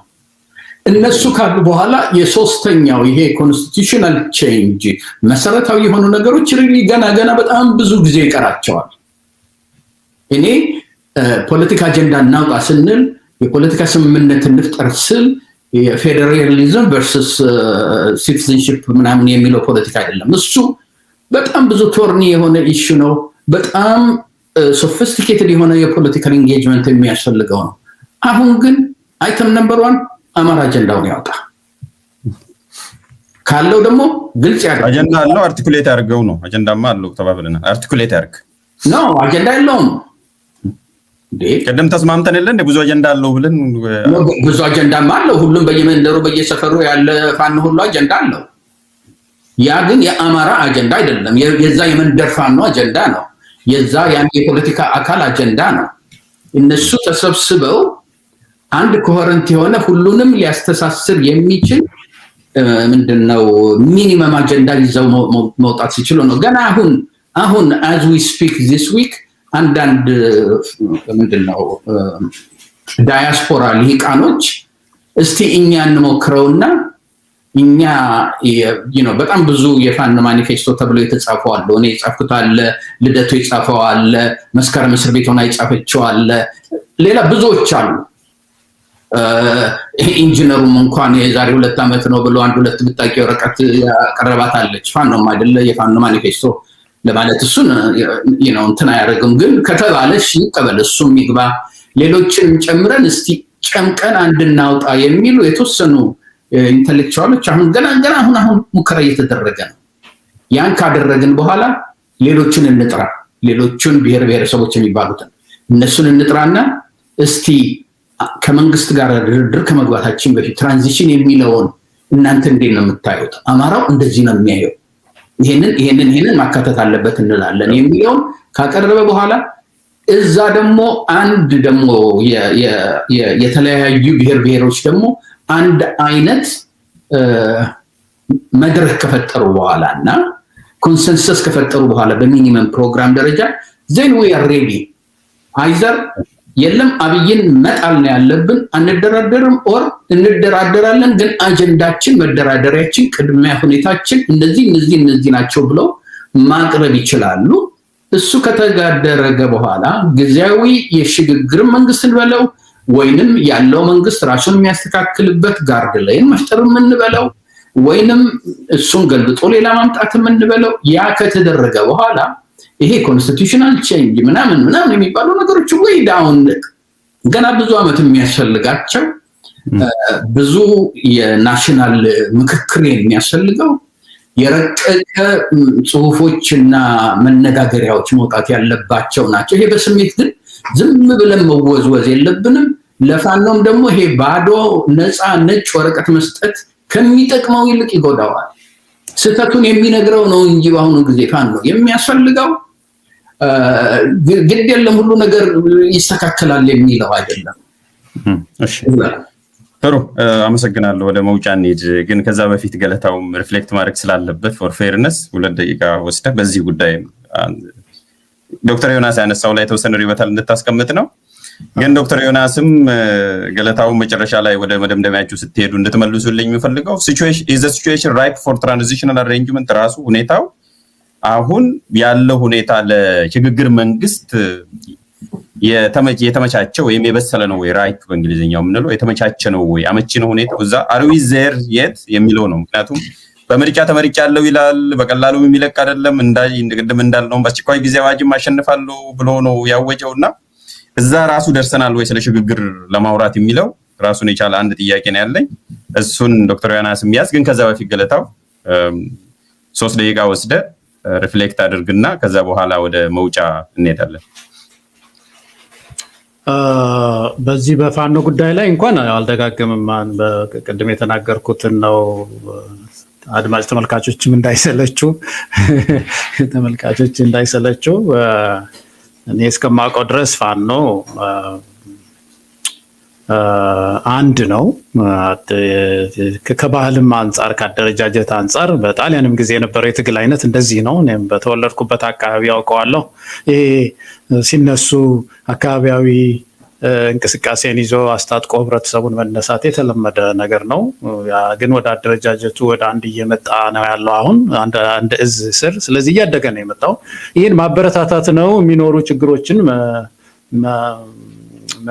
መገሰጽ መምከር ተገቢ ነው እሱ ላይ ችግር የለብኝም ግን ያለው ሁኔታ ጥሩ በጣም አበረታታች ነው የሚለውን ነገር ነው መናገር የምፈልገው ከዛ ባሻገር ግን ስለ ትብብር ሲነሳ ፋኖን ብቻ አይደለም ማሰብ ያለብን አሁን አገሪቱን በሙሉ ህመሟን ማየት ያለብን ይመስለኛል ትብብር ሲነሳ ፋኖ አንድ ነው አንድ ዩኒት አንድ አካል ነው ለኢትዮጵያ አንድ ልጅ ነው እንደ አንድ ልጅ ነው የምናየው ኦሮሞ ልጅ የሚባል ልጅ አላት ኢትዮጵያ ትግራይ የሚባል ልጅ አላት እንደው ስም በብሔር እንጥራ ከተባለ ማለት ነው ብዙ ልጆች ነው ያሉት እና እነዚህ ልጆቿ አሁን ትልቅ ብሔራዊ ጥያቄ ውስጥ ነው ያሉት ትልቅ ብሔራዊ ጥያቄ ውስጥ ነው ቅድም ያነሳው ሞገስ አገረ መንግስቷ አሁን እኮ ዝንጀሮ መቀመጫ ይናለች ይላል ያገራችን ሰው ትልቅ ኮንሴፕት አለው እኮ ትልቅ እሱ ወሳኝ ነው ኢትዮጵያ ወሳኝ ናት ለሁላችን ስለዚህ ኢትዮጵያን እንደገና ሪኢንቨንት ለማድረግ እንደ እድልም ይዞ የመጣ ይመስለኛል በአንድ በኩል ብዙ ብንጎዳም ያለንበት ሁኔታ ግን ይሄ ገባንበት አስተምህሮ ምን ያህል እንደጎዳን በደም እየተማርንም ይመስለኛል እና እድሎችም አለው ያን መጠቀም ያስፈልግ ይመስለኛል ዋናው ነገር ትብብር አሊያንስ እኔ ስለ አሊያንስ ለሁለት ነገር አስፈላጊ ነው ኢትዮጵያ ውስጥ አንደኛ ለማፍረስ ነው አሁን ያነሳው ነገር አለ ከዚህ ጥያቄ ጋር የሚያያዝ መጨረሻ ላይ ያነሳው ይሄ አሁን ሬዲ ነን ወይ የሚለው ነገር በስሏል ሁኔታው በስሏል የሚለው ነገር ሳይ የህብረተሰብ ትግል 3 ደረጃዎች አሉት ይባላል እና የመጀመሪያው ትግል በብዙ ሀገሮች የተለመደ ይሄ መንግስትን ማረም በቃ በዲሞክራሲ ውስጥ ሪፐብሊክ የሚባለው ኮንሴፕት ራሱ ህዝብ ነው በላይ ስለዚህ መንግስት ተቀጣሪ ነው ሲያጠፋ ሰው ምሁራን ይጽፋሉ ሰው ሰልፍ ይወጣል ምን ይላል እና ህግ ከሆነ ይሄን ህግ አሻሽል አሰራር ከሆነ ይሄን አድርግ የሚሰርቅ ከሆነ አትስረቅ ወንጀለኛ ጠይቅ ምናምን የሚል ነው። ይሄን አልፎ አልሰማም ሲል ሲቆነጠጥ ህብረተሰብ ሊያርመው ሲል አልሰማም ሲል ወደ ኢንክሉሲቭ የሆነ ትራንዚሽን ጥያቄ ያድጋል። የህብረተሰቡ ጥያቄ ሁሉንም የሚያቅፍ ሽግግር ውስጥ እንግባ፣ አልቻልከውም ብቻህን የሚል ምክር ይቀጥላል። ይሄኛው ተለቅ ያለ ትግል ይሆናል። እምቢኝ ማንንም አልፈልግም እኔው ብሎ ወታደሩን አጠናክሮ ይዞ ሲታገል ሪቮሉሽን የሚባለው አብዮት የሚባለው ማዕበል ይነሳል። ይሄ የህብረተሰብ ትግል በቃ አሁን ኢትዮጵያ ወደዚህ ያድጋለች። መንግስት መጀመሪያዎቹ ላይ ታስታውስ እንደሆነ አሁን ከፋኖ መፈጠሩ ወደ ትጥቅ ከመግባቱን በፊት እኮ ጎንደር ላይ ይዞት የወጣው መፈክር ይሄ የመጨረሻ ሰልፋችን ነው፣ የምታስተካክል ከሆነ አስተካክል ሲያሉ ሲጠይቁ ነበር። ኦሮሚያ ውስጥ ያለው ትግል አሁን በኢህአዴግ ጊዜ ከነበረው እጁን እያጣመረ ያ በጣም የሰለጠነ የትግል አይነት ተቀይሮ እንዲህ አይነት ችግር ውስጥ አሁን የገባ ነው። የህብረተሰቡ የትግል እንትን እየተቀየረ የሚሄደው ከመንግስት የለውጥ ፍላጎት ጋር እየተያያዘ ነው። ስለዚህ አሁን ወደ አብዮት ገብቷል የኢትዮጵያ ትግል ተወደደም ተጠላ በመንግስት ግትርነት ማለት ነው፣ እምቢባይነት። ስለዚህ ተወደደም ተጠላም እነዚህ ገፊ ኃይሎች አሁን በየቦታው ያሉ ገፊ ኃይሎች ስርዓቱን አንገዳግተውታል። አሁን ቅድም ያልነው ነው የኢትዮጵያ ትልቅ ጥያቄ የአብይ ስርዓት መውደቅ አይደለም። ለእኔ ኤኒ ታይም ሁሉ ሰውየው ሊለቅ ይችላል። ነገ ሁሉ ዜና ልንሰማ እንችላለን። ብሬኪንግ ኒውስ ጥለው ሄዱ ሊባል ይችላል። መትከሉ ላይ ይሄ ተባብረን አለመቆማችን ያ የሚፈጠር የኃይል ክፍተት ምን ኢትዮጵያ ውስጥ ሊያመጣ ይችላል የሚለው ብሔራዊ ጥያቄ ነው። ከባድ ጥያቄ ነው። ለዛ ያ አሁን የግድ ኢትዮጵያውያን እንዲሰባሰቡ የግድ አንድ እንድንሆን አስገዳጅ ነገር። ለዚህ ነው ጥያቄዎቻችን እናዘግያቸው። ይዘግዩ ምንድን ነው? አንፈነዳ፣ አንሞትም እኮ ለጊዜው ይዘግዩ፣ አይቀሩም እኮ ይመጣሉ። ገና ያፋጩናል፣ ገና ብዙ እንትን ሊያደርጉን ይችላሉ። ግን ለጊዜው ግን እስቲ ሰክነን የሽግግር ጊዜ ፈጥረን በዛ ሽግግር ውስጥ ምክክር እናድርግ የሚለው ነገር ወሳኝ ነው እና ለዚህ የሚሆን ጥያቄ ሁሉም አለው። አሁን ብሶቱ የዚህ የኦሮሞ ህዝብ ብሶት የለውጥ ፍላጎት ሽግግር ማየት ይፈልጋል። የኦሮሞ ህዝብ፣ የጉራጌ ህዝብ ይሄን ይፈልጋል። በየቦታው እንደው በብሔር አሁን በመጣው መስፈሪያ ከሰፈር ነው ማለት ነው። እንደ ዜግነትም ስናየው ኢትዮጵያውያን በየቦታው በኢኮኖሚው፣ በኑሮ ውድነቱ፣ በምኑ ከባድ ጥያቄ ነው ያለው። ለውጥ ይፈልጋል እና በስሏል። የለውጡ ጉዳይ በስሏል። ይሄንን ለውጥ ማኔጅ ለማድረግ ግን የግድ ህብረት ያስፈልገናል። ህብረት ግድ ያስፈልጋል። በጥሩ መልኩ ነው ያስቀመጥኩ። አመሰግናለሁ። በስሏል ግን ማኔጅመንት ይጠይቃል። ለዛ ደግሞ ትብብር ያስፈልጋል ብላል። አንዳንድ ጥያቄ ያስቀምጣለሁ። ከዛ ወደ መውጫ እንሂድ፣ ሰዓትም እንዳይሄድባችሁ። አንድ ለገለታው በኋላ በዛው በማጠቃለያ እንድታካትትልኝ ፋኖ ከሌላው ሶሊዳሪቲ እንዲያገኝ ወይም ደግሞ አጋርነት እንዲኖረው ምን ማድረግ አለበት የሚለው ነገርም በጣም አሳሳቢ ስለሆነ አሁን ከሌላው ጋር ሪሌቲቭሊ ሳይ በእርግጥ አሁን ሁሉም ለየብቻው ነው ጎጆ ቀልሶ የሚያዝ ነው እንጂ የጋራ ዘን እንኳን ለምሳሌ ረሃብ የጋራ ዘን ነው። ሁሉም ተራ በተራ ቁቡ ደርሶታል አይደለ? ቅድም እንዳላችሁት ይሄን ሁሉ ፔን ተሸክመን ግን ለየብቻ ነው የምናዝነው፣ ለየብቻ ነው የምንጓዘውና ወደ አማራ ህዝብ ስንመለስ ደግሞ አንፎርቹኔትሊ በተለይ ፋኖ ትግል ላይ በትግራይ እንኳን ያየነው በሌላ ቦታ እንኳን ያየነውን ያህል ሶሊዳሪቲ እያየን አይደለም። የኦብቪየስ ስለሆነና ሶሊዳሪቲ እንዲኖር ከሌላው ማህበረሰብ ወይም አጋርነት በአማርኛው እንዲኖር ምን መደረግ አለበት የሚለው ገለታው አንድ ምክር እንድሰጥ ጥያቄ አለኝ በጥያቄ መልክ። ይሄንን ካልኩኝ ዶክተር ዮናስ አንድ ደቂቃ ወስደህ ሪፍሌክት ማድረግ ትችላለህ። የቀረ ነገር ካለ ግን በአጠቃላይ ለገባንበት የፖለቲካ ቀውስ እሱ ነው እያወራን ያለ ነውና መፍትሄው ምንድን ነው? የአጭር ጊዜ ነው የምጠይቀው፣ ምክንያቱም ረጃጅሙን እንተው ተባብለናል። የአጭር ጊዜ መፍትሄ ምንድን ነው የሚታየው? ፖለቲካው በስሏል የምትለውን ነገር አይ ቲንክ ተቀበለዋል አንተ። እኔ አልተቀበልኩም። እሱ ያስቀመጠው ነው ሪአይትሬት ያደረገው። እኔ ፖለቲካው በስሏል የሚባለው ነገር ፍጹም አልቀበለውም። እንትንም የለውም፣ ምንድነው ፋውንዴሽንም የለውም። አንድ ነገር እኮ በስሏል የምትለው ኢትስ ሬዲ ፎር ቼንጅ ለማለት ነው። ለለውጥ ዝግጁ ነው ለማለት ነው። ኦላ የኦሮሞማን ሙሉ ለሙሉ አላስፈጸምክም፣ አዲስ አበባን ኦሮሞ ውስጥ አልከተትክም፣ የኢትዮጵያን ቋንቋ የኦሮምኛ አላደረክም ብሎ ነው ተቃውሞ ያለው ከአብይ ጋር። የትግራይ ጥያቄም ራሱን የቻለ ነው። በአሁን ዛሬ ያለው በትግራይና በአማራ መካከል ያለው ጥያቄ የዛሬ 6 ወር፣ የዛሬ 2 ዓመት፣ የዛሬ 5 ዓመት ከነበረው ጋራ ምን ልዩነት ይዟል? በምን ሁኔታ በሰለ ማለት ይቻላል? ከበሰለ ይልቅ በሰበሰ ይቀላል። ምክንያቱም ወደ ሶሉሽን እየሄድን አይደለም። እንዲሁም የዛሬ 6 ዓመት ከነበርንበት የዛሬ 3 ዓመት የነበርንበት ዘግጦ ነበር። የዛሬ 3 ዓመት ከነበርንበት ዛሬ ያለንበት ሁኔታ ሞር ኮምፕሌክስ፣ በጣም ችግር ያለበት ሁኔታ ላይ ነው ያለነው። በስለዋል ልንል የምንችልበት ሁኔታ ላይ በምንም አይነት መንገድ የለም። ሌላው ይቅርና ይሄ የውጭውን ተው፣ አሁንም እመለሳለሁኝ። የፋኖ ሲጀመር አንድ ፈንድሬዚንግ ነበረው። ከዛ በኋላ ሁሉም ኢትዮጵያዊ እዛ ውስጥ ከቶ እንከፋፈለዋለን የሚል አሁን ተጣልቶ ሁሉም የራሱን ፈንድሬዚንግ እያደረገ ነው በዳያስፖራ ላይ። በሰለ የተባለው በኮዝ መልኩ ነው። ስለ ላቋረጥ አይደለም ትጠቀማለህ። በሰለ የተባለው ረጅም መንገድ ነው የመጣው። ለምሳሌ ገለታው ቅድም ያለው እዚሁ ቱኮቲም ከዚህ በፊት የነበረው ሰልፍ ሲወጡ ነበረ። ሰልፉን እንኳን ይሄ የመጨረሻ ሰልፋችን አሉ። ከዛ ወደ ትጥቅ ከፋሉ። ከትጥቅም በኋላ ሄደው መንግስትን በኃይል ገጥመው ቅድም አንተ ራሱ ያልከው ሚቹዋሊ ሀርቲንግ ስቴልሜት ወደ ፍጥጫ ደረሱ፣ አልተሸነፉም። ስለዚህ ይሄ ኢቮሉሽን ነው የሚያሳየውና በስሏል የአማራ ህዝብም ጥያቄ ከአማራም ካየን ከሌላውም አንፃር የሚል ነው ቅድም ያስቀመጠው ነው የሚያሳየው። እሱ የኤቮሉሽናሪ ሙቭመንት ትወርድ ሶሉሽን ወይንም ደግሞ ፖለቲካው በስሎ ወደ መፍትሄ ሊመጣ የሚችልባቸው ሁኔታዎች የተመቻቹ ናቸው ማለት ስትችል ነው። አሁን የኢትዮጵያን ፖለቲካ ያወቅን ያ ሪያሊቲ አለ ወይ?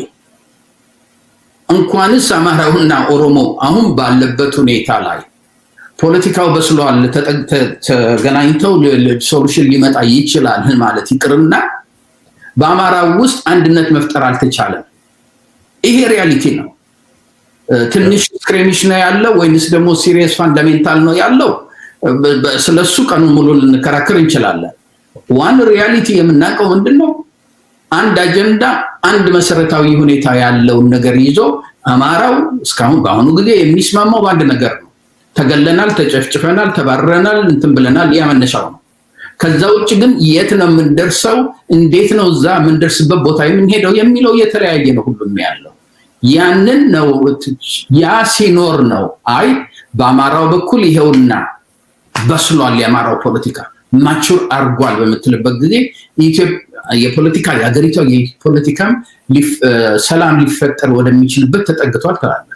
በስሏል ያለው ባይዘው የተባለው ወደ ሽግግሩ ነው። ባይዘው ለወደ ሽግግር ለመግባት ነው። ኔክስት ላይን የሽግግር መንግስት የሚባለው ነገር ነው የማይገባኝ። የኢትዮጵያ ፖለቲካ 50 ዓመቱ የሽግግር መንግስት ሲል ኢማጂን በአንድ በኩል እስክንድርና ሻለቃ በሌላ በኩል ጀዋርና በቀለ ገርባን አስቀምጠህ የሽግግር መንግስት ስትፈጥር እላያቸው ላይ ደግሞ ጌታቸውንና ደብረጽዮንን ስትጨምርበት ታዲያ ምንድን ነው የሚሆነው? ሽግግር ካልሆነ ሌላ አሬንጅመንት የተለየ አለ እንደ አንዱን ወይ 3 መንገድ ነው ያለው።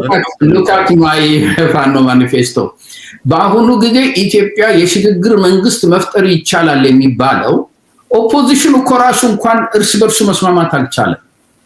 ስልጣን ገና ሳይዝ መሳሪያ ገና ሳይዝ ኦፖዚሽኑ ወደ አሁንም እንደገና ወደ አማራ እንምጣ።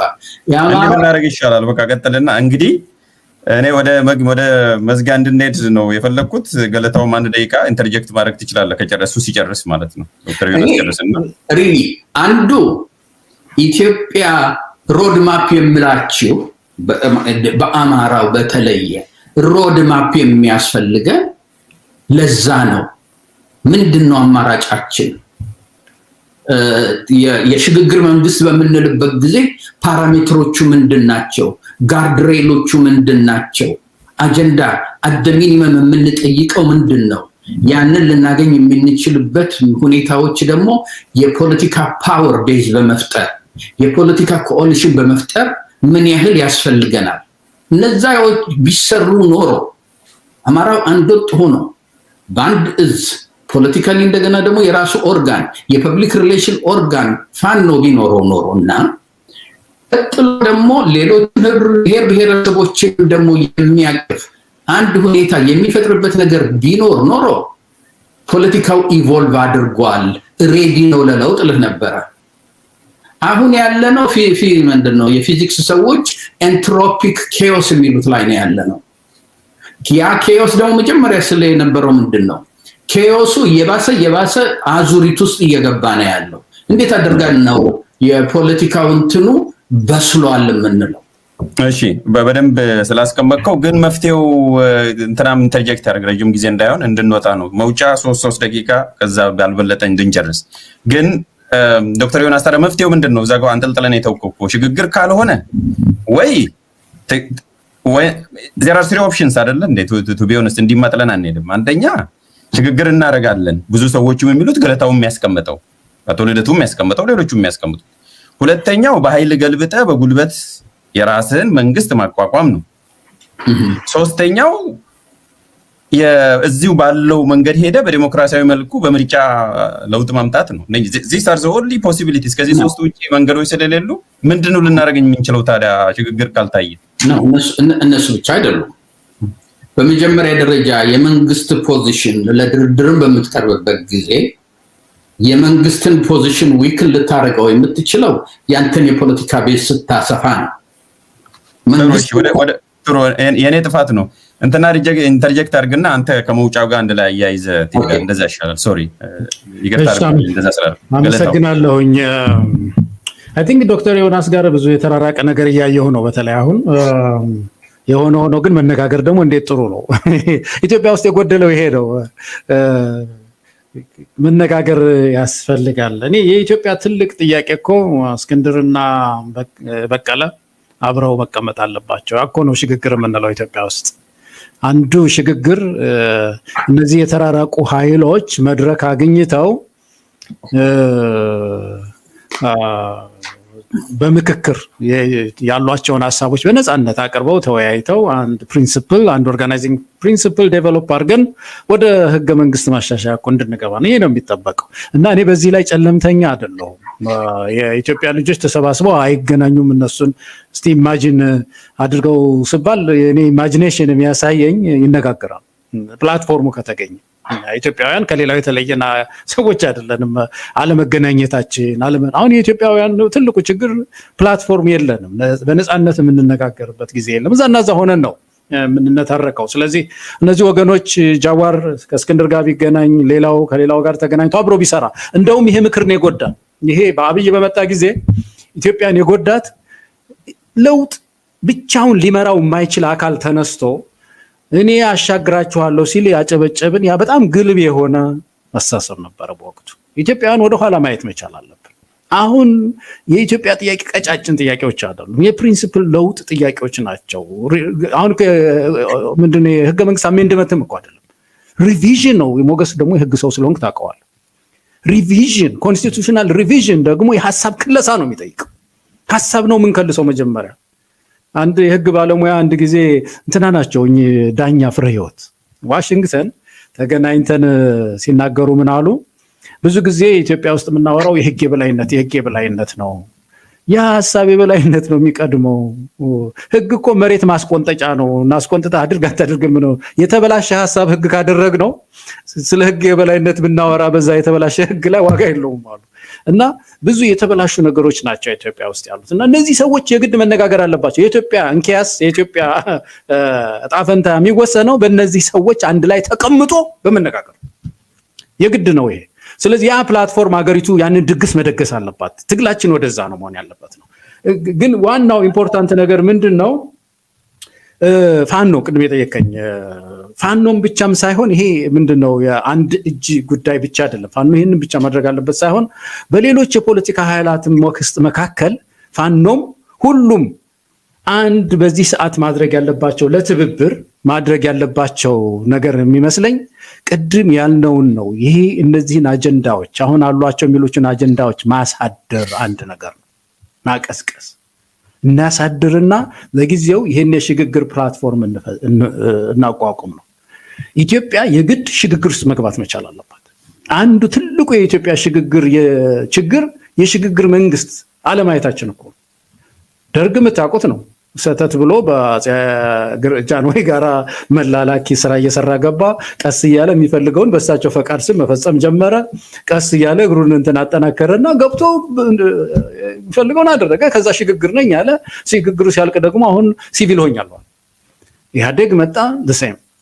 አብይ ሲመጣ ደግሞ እንዳለ ተቃዋሚዎችን እየበላ ነው የመጣው።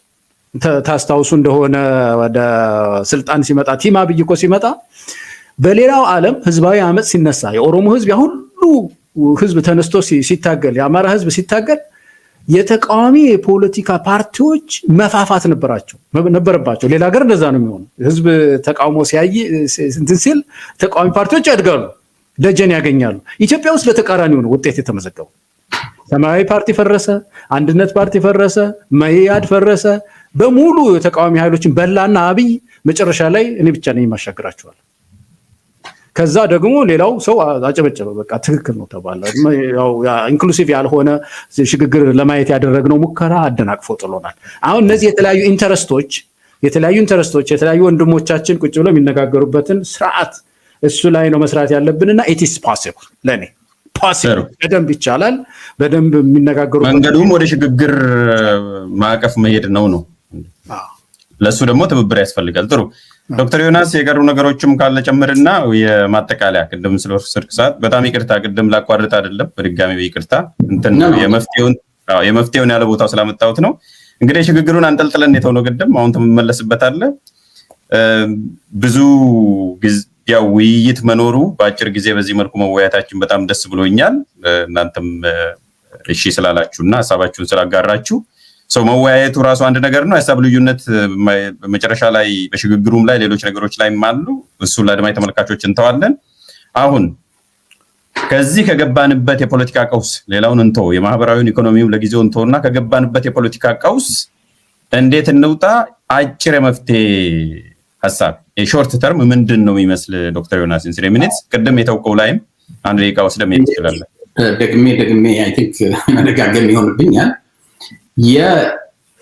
የአማራው ኃይል ለውጥ ሊያመጣ የሚችለው ለውጥ ፎርስ ሊያደርግ የሚችለው የፖለቲካል ፕላትፎርም ሲኖረው የሆነ የፖለቲካል ፕላትፎርም ደግሞ ሶስት መንገድ አለው።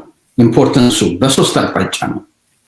በመጀመሪያ ደረጃ የአማራ ህዝብ የፋኖን እንትን የደገፈው ይሄ ብቻ ነው፣ በቃ ይሄ ብቻ ነው ያለን ራሳችንን ለማዳኛ ከሚል በተፈጠረበት ግፍ፣ ግድያ፣ ጭፍጨፋ የተነሳ ነው። ያ መጀመሪያ ነው እንጂ መጨረሻ መሆን የለበትም። የአማራ ህዝብ የበለጠ በፋኖ ዙሪያ ሊሆን የሚችለው የሞራል፣ የፖለቲካ፣ የመሳሪያ፣ የሰው፣ የማቴሪያል ድጋፍ እየቀጠለ ሊመጣ የሚችለው የፖለቲካል አጀንዳው ክሊር ሲሆንና ክሊር የሆነ መውጫ መንገዱን ማሳየት በሚችልበት ጊዜ ነው። ኢቭን ወዘን አማራ ማለት ነው። ሁለተኛ የአማራውን ፖቴንሻል የፋኖን ፖቴንሻል ሙሉ ለሙሉ እንዲወጣ ሊያደርግ ደግሞ የሚችለው የአማራውን ህዝብ ከኋላው በአይዲዮሎጂው፣ በፖለቲካል አጀንዳው፣ በስትራቴጂው፣ በሮድ ማፑ ከኋላው ካደረገ በኋላ ሌሎቹን ህዝቦች ደግሞ አስተባብሮ የሚያመጣበትና ከነሱ ጋራ ደግሞ ሁለተኛውን ማኒፌስቶ ማለትም የኦፖዚሽን ማኒፌስቶ የኢትዮጵያ መንግስት ጋራ ፊት ለፊት የሚደራደርበትም ይሁን የሚጋጭበትም ይሁን ያንን ፕላትፎርም ሲፈጥር ነው። ሶስተኛው ይሄ ኢምፖርታንት የሚያደርገው ምንድነው?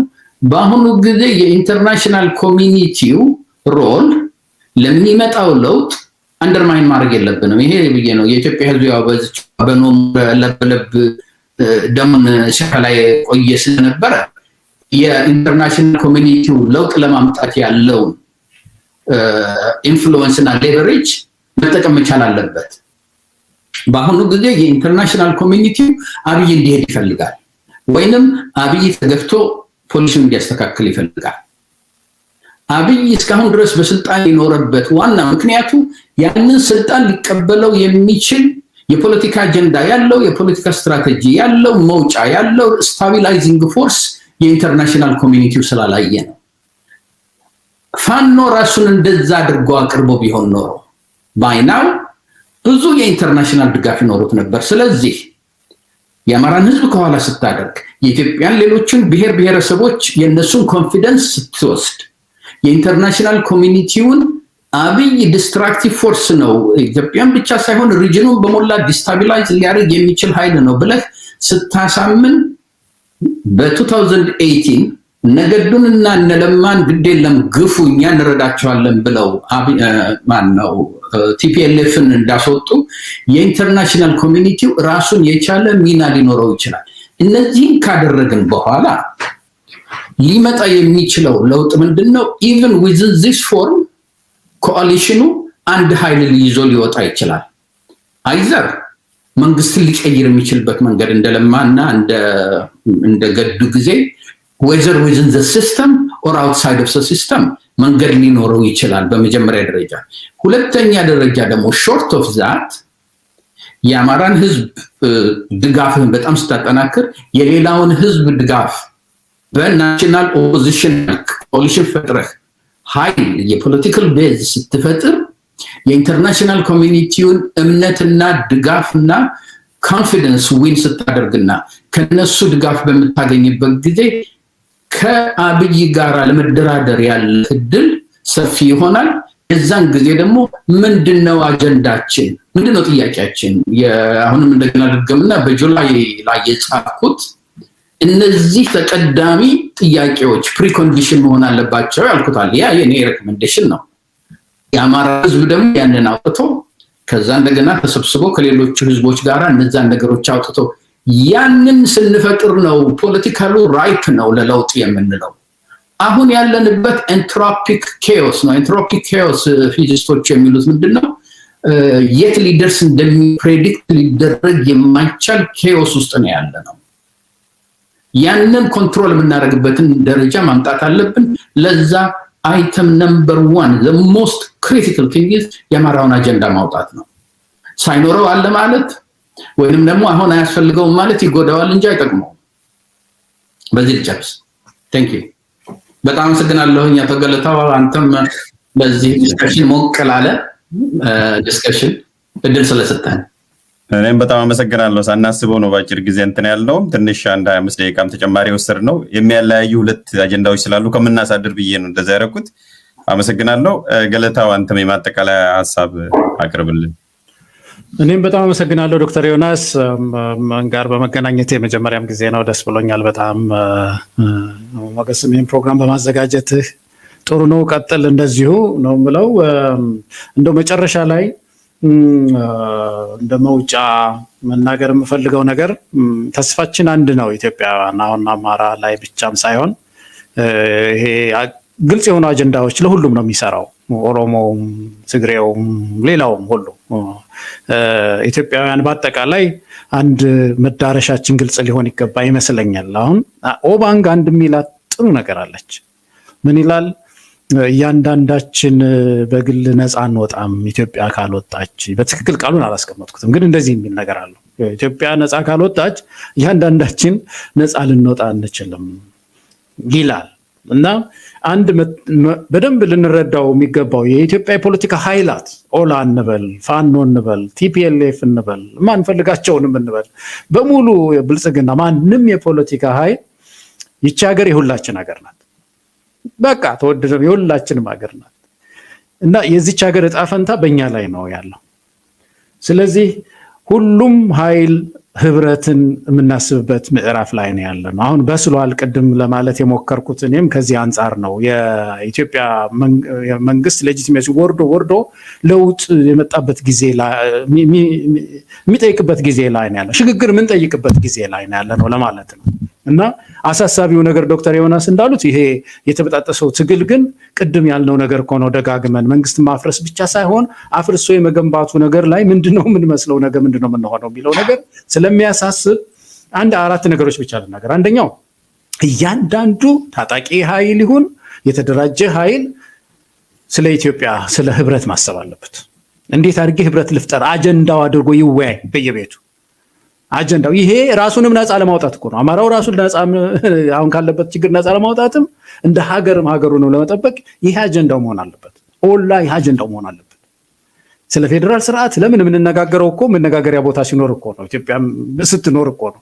እንዴት አድርገን ነው ይሄንን ስርዓት የምንፈጥረው የምንለው እኮ ሀገር የሚባለው ነገር ሲኖር ነው መጀመሪያ።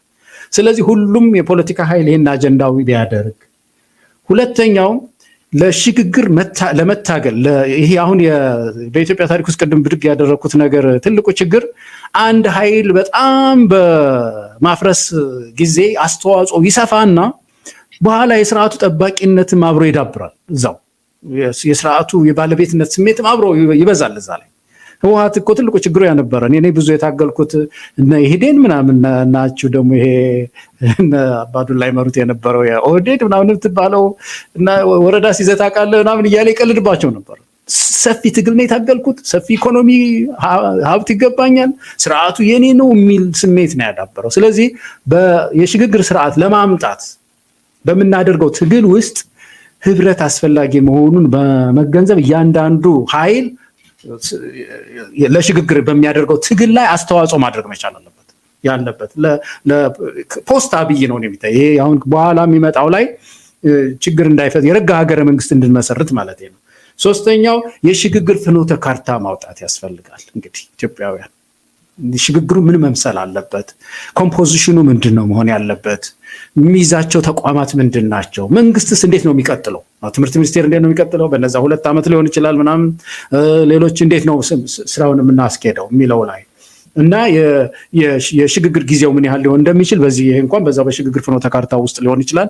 እነዚህን ለመስራት ሁሉም የፖለቲካ ኃይሎች አጀንዳቸው አድርገው ተነጋግረው መጠበቅ ሳይሆን ፋኖ ዛሬ እኔን ይጠይቀኛል ብሎ ኦላ መጠበቅ የለበትም። ኦላም ቀድሜ ማን ነው እንደውም የሚቀድመው አሊያንስ ለመጠየቅ የሚል ቅድምድም ውስጥ መግባት ያለብን ይመስለኛል።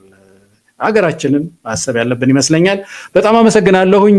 ረጅም ጊዜ ነው ሳይወሰድነው ግን ጥሩ በጣም አስተማሪ ነው። በጣም እኔም አመሰግናለሁ። ያው ረጅም ጊዜ ሄድንበት የሀገራችን ጉዳይ ሰፊም ስለሆነ እናንተም ለመጀመሪያ ጊዜ ስለሆነ የተገናኛችሁት ድግሱም የቀረበው በድንገት ስለሆነ ኦነስትሊ በዚህ አማራ ክልል ላይ ያለው ላይ እንግዳ ስላሰብኩ ሁለታችሁንም ማገናኘቱ የተሻለ ይሆናል። አድማጭ ተመልካቾችም ያተርፋሉ ብዬ ስላሰብኩኝ ነው። ኦልቲሜትሊ እንደዛ ነው የሚመስለኝ። እናንተም ጥሬን አክብራችሁ ሞቅ ያለ ውይይትና እንዲሁም የመፍትሄ አቅጣጫ ስላስቀመጣችሁ ደስ ብሎኛል። አመሰግናለሁ አድማጭ ተመልካቾችና እንዲሁም ኢትዮጵያ